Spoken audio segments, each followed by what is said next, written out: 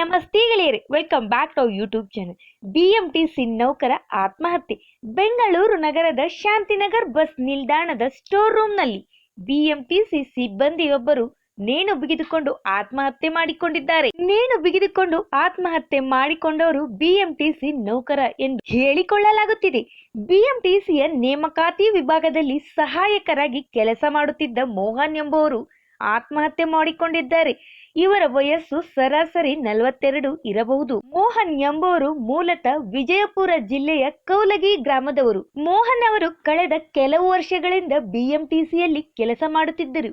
ಕೌಟುಂಬಿಕ ಕಾರಣಕ್ಕೆ ಆತ್ಮಹತ್ಯೆ ಮಾಡಿಕೊಂಡಿದ್ದಾರೆ ಎಂಬುದು ಈಗ ಪ್ರಾಥಮಿಕ ತನಿಖೆಯಿಂದ ಗೊತ್ತಾಗಿದೆ ಎಂದು ಪೊಲೀಸರು ಹೇಳಿದ್ದಾರೆ. ಸೋಮವಾರ ಮೋಹನ್ ಅವರು ಸ್ಟೋರ್ ರೂಮ್ನ ಕೀ ಪಡೆದು ಕೊಠಡಿಯ ಬಾಗಿಲು ಹಾಕಿಕೊಂಡಿದ್ದರು. ಅದಾದ ಮೇಲೆ ಹೊರಕ್ಕೆ ಬಂದಿರಲಿಲ್ಲ.